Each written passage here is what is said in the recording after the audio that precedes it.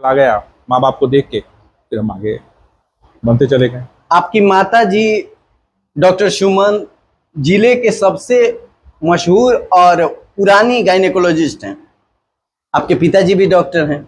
अच्छा, ये बताया जाए कि माता पिता यदि डॉक्टर हों तो बच्चे को इस फील्ड में आने में आसानी होती है कि परेशानी होती है? आसानी होगी।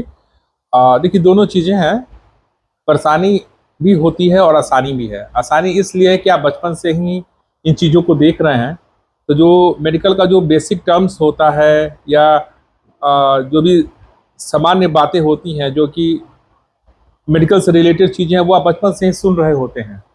जैसे blood pressure, pulse, heart rate, respiratory rate और सीरियसनेस पेशेंट का, सीरियस पेशेंट को कैसे मैनेज करना, वो भी आप देख रहे होते हैं। और घर पे भी हमेशा आपस में जब माँ बाप दोनों डॉक्टर हो तो बार बार घर के अंदर डिस्कशन भी मरीजों के बारे में होता रहता है, तो कहीं ना कहीं आपके अंदर सारी चीज़ें जाती रहती हैं। उसका दूसरा उदाहरण मैं आपको दूंगा, जैसे महाभारत के समय पेट के अंदर जब अभिमन्यु था, तो जब उनकी माँ बाप बात करते थे युद्ध के बारे में जी, तो बहुत सारी चीज़ें अभिमन्यु पेट में ही सीख लिया गया था, चक्रव्यूह वगैरह। चक्रव्यूह वगैरह सब कुछ। तो उसी जब हम लोग इस समाज के अंदर मौजूद हैं, इस धरा पे मौजूद है और बातें हो रही हैं, और अगर हमारा कान खुला है तो चीज़ें स्वतः आपके अंदर चली जाती हैं।